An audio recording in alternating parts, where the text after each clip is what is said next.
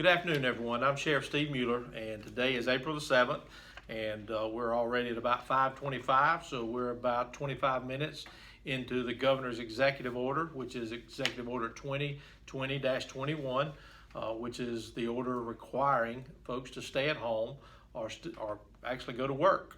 And we've been inundated today with phone calls asking a lot of questions.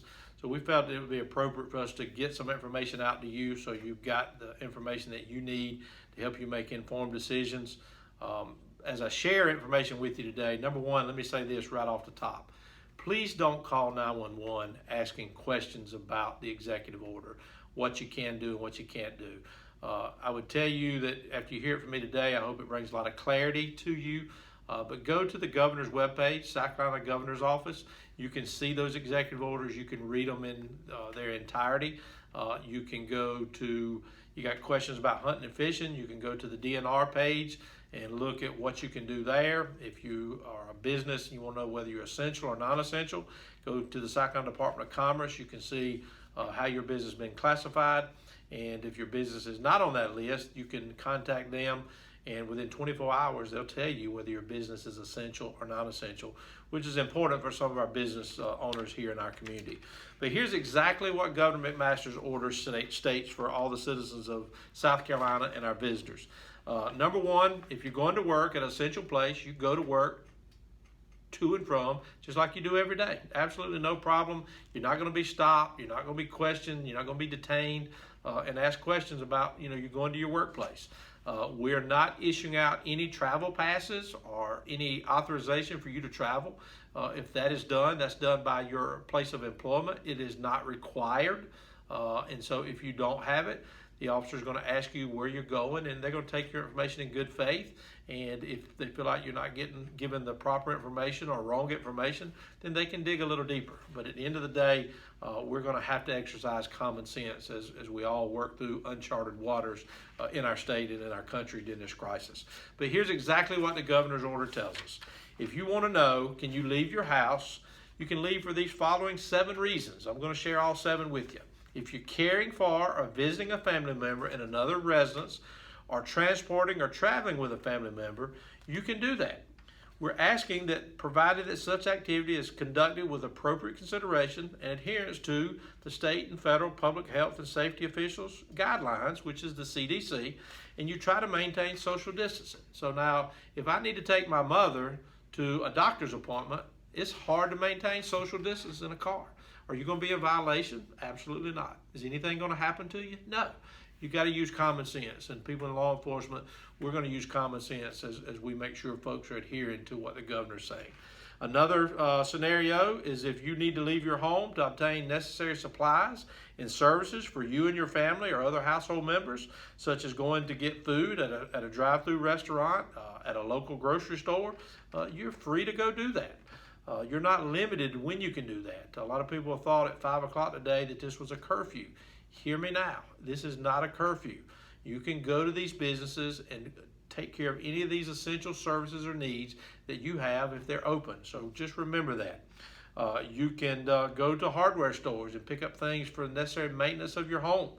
You need to go to a hardware store to get something because your air conditioner or hot water heater, or you have a plumbing leak. All that is totally fine. You can go do those things. You can go to those businesses. If you're engaging in travel to go to a doctor's appointment, or you're taking a person of your household or someone you care for, a mother, a father, a grandparent, you can take them to doctor's appointments. You can take them to other type of appointments or emergency services, and you're totally legal to get out and do that. Caring for your pets, you can get outside and go walk your pet. So again, you can do those things. Maintain social distance. You walk in your neighborhood and you see another family coming to you. Again, maintain that 6-foot social distancing if at all possible. If you want to go exercise, you can go outside and run. You can ride your bike. You don't have to stay on your property. You can actually get in your car and travel to a place where you can do those things if they're open. And so just understand that you have the right to do that, and you're not going to be stopped or detained or questioned while you're doing any of those things.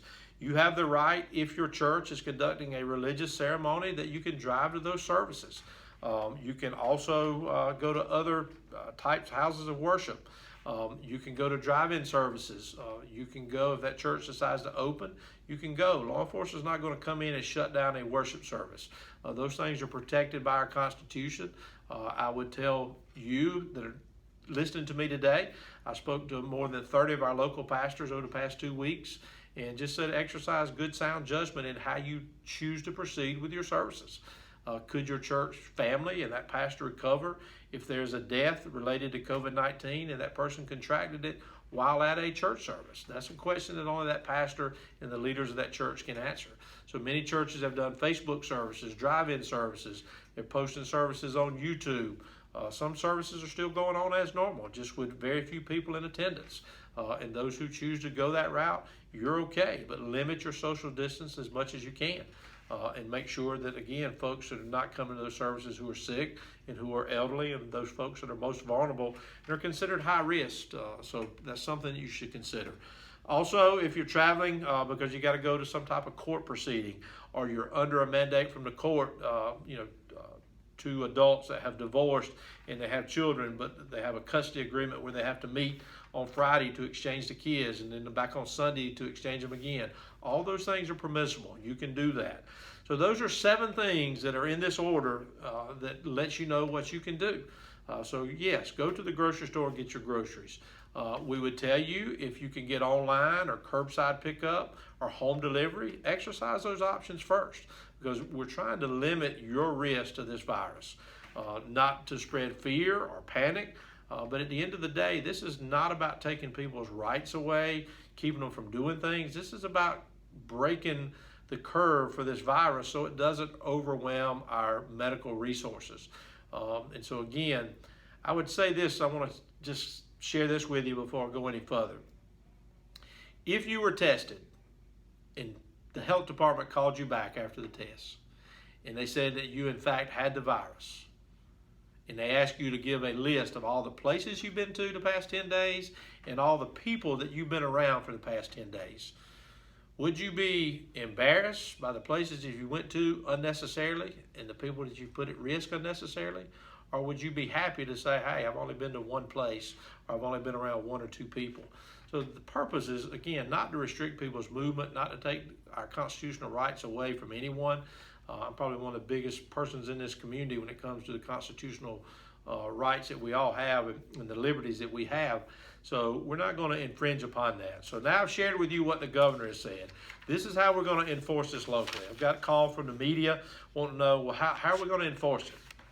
Number one, we're not going to be set up on every street corner, checking your license, asking you where you're going, looking at any essential documents for you to travel. We want you to use common sense. Now, on the other side of that coin, I know we got a lot of people that don't exercise and utilize common sense. We've seen that over the past few weeks. For those people, we'll tell you that we're going to educate you first. If we find you in groups of 3 or more and you're not in the same household, you're not in your home, then we have the right to ask you to disperse. And we're going to educate you first, give you a reasonable amount of time to disperse what we consider an unlawful crowd based off the governor's emergency order. And if you fail to do that, then we could take appropriate action, which could include a $100 fine up to 30 days in jail. That's a last resort for law enforcement. That's the word that has been passed to all your deputies here in Cherokee County, that we will utilize enforcement as a last resort. We want to gain compliance through education and just trying to get you to think about the consequences and the people that you are potentially exposing to this virus if they take it home to their family, to their elderly parents or other people that are high risk. So think about that. We really can't stress that enough. We're not out here to see how many tickets we can write. In fact, I'll give you the verbiage that I shared with our staff, and this comes from guidance as well from our state attorney general. If we find ourselves in any scenario in Cherokee County, all the deputies have been advised that if there's any conflict that arises between the statute, which is the law, and the fundamental constitutional liberties that we all have, our officers have been instructed to remember that those liberties that we all have through our Constitution, they must prevail first. We will always err on the side of the citizen before we take any enforcement action that could be questionable. And as I like to say, is the juice worth the squeeze? We're going to educate before we enforce. And it's going to be driven by calls, complaints. So if there's a group of 6 people, again, cooking out and their family, we're not doing anything. But if there's a group of 20 there, or 30, or 15, or a larger group, even a smaller group, and that's not their home. The law says that very clearly, and this is, the deputies have this handout in their cars. It says you can't congregate unless authorized or in their home. So if all 20 of those people don't live in that home, we can ask you to disperse for the safety and well-being of those there and the people that you may come in contact with later. So again, we're only going to exercise South Carolina Law 16-7-10 as a last resort. I just wanted you to hear from your sheriff exactly how we're going to enforce that. All of our staff has this directive in their hands. And again, we've taken additional steps before any enforcement action is taken. A supervisor would be contacted and would come on scene. And again, our goal is to educate you. But we know, because it's already happened over the past 2 weeks, people are going to test the resolve of the governor's emergency order. They're going to test the resolve of local law enforcement. We're not shutting down the jail. We're still arresting people. We're still taking people to jail. But we want you to be mindful of why the governor is taking such drastic steps in our state. And it's not, again, to keep you from doing things that you love. It's to protect you from getting the COVID-19 virus. It's to protect our medical resources from being totally overwhelmed in our community, Spartanburg, Cleveland County, or York County at the local hospitals that we could go to. We do not need our medical resources to be overwhelmed like we've seen in other countries and even in states here within the United States. So again, we're just asking you to follow this advice. Let's get through this together and let's work to do our best, to do our part. And if you have to get out, maintain social distancing. A lot of the stores have implemented policies now where they only let so many people in the store at a time. Keep your 6-foot distance when you're in line, waiting to go in those stores, and limit your time around other people. And again, if one person can go shop for that household, let one person do the shopping versus the entire family. But if the entire family goes, it's not illegal. You're not going to be charged with anything. I would tell you it's probably a little bit irresponsible. But we also know that there's parents that don't have someone to take care and watch their children, and they may have to take their children with them. And that's perfectly fine if you're going out and doing the essential things that we covered. Again, so you've got the right information. Number one, don't call 911 and overwhelm the telephone lines with 911 asking questions. Go to the governor's page, South Carolina Governor's Office. You can go to that website, see all the executive orders. You can read the information. If you are a hunter or a fisherman, you want to go turkey hunting, go to the South Carolina Department of Natural Resources, look at their webpage. They've got very detailed information posted on there as of this week that tells you what you can and can't do. If you're a business owner, you want to know whether you're essential or non-essential, I would tell you to contact the South Carolina Department of Commerce. As the sheriff, I can't tell you whether you're essential or non-essential. I can tell you if you're already on the governor's list as non-essential. If you're not on there, you have to contact the South Carolina Department of Commerce at 803-734-2873. That's 803-734-2873. Or the SouthCarolinaCommerce.com webpage. You can submit whether you want a question answered if your business is essential or non-essential. Then you can submit that question to them and they'll answer you within 24 hours. The governor has delegated that authority to the South Carolina Department of Commerce, not to the local sheriff, not to the city police chiefs. So that comes from them. And then again, we want all of our people in our community to be safe. We've got 4 confirmed cases that we know of in our community. We know that the cases may continue to rise, and we want to keep our people as safe as possible. And again, if you're taking unnecessary risk and you decide to have a large gathering this weekend, you're putting our officers at risk. You're putting their families at risk.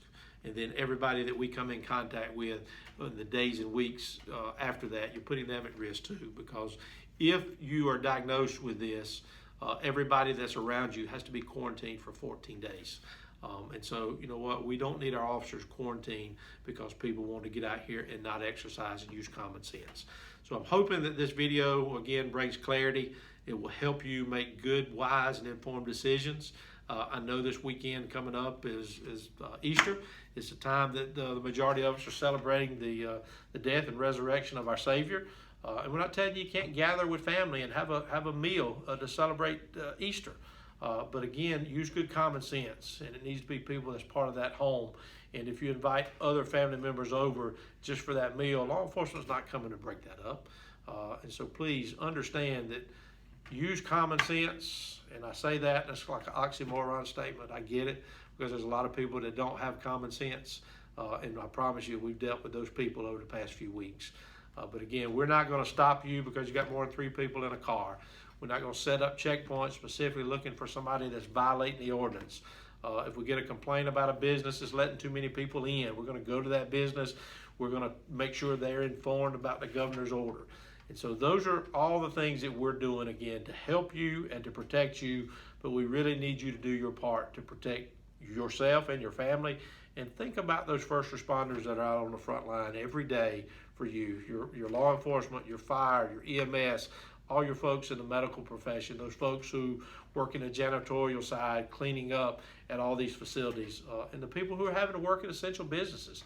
Think about them and their families that you're unnecessarily putting at risk if you don't follow the guidelines and recommendation that's been ordered by our governor. And spend some time looking at the CDC webpage. What would quarantine look like at your home? If you were quarantined for 14 days, how could you manage that in your household with your family and children? And those are things that we need to be thinking about. And so again, we just want you to be prepared. We don't want you to live in fear. As a believer, I'm going to tell you, let's lean on our faith and let's trust God.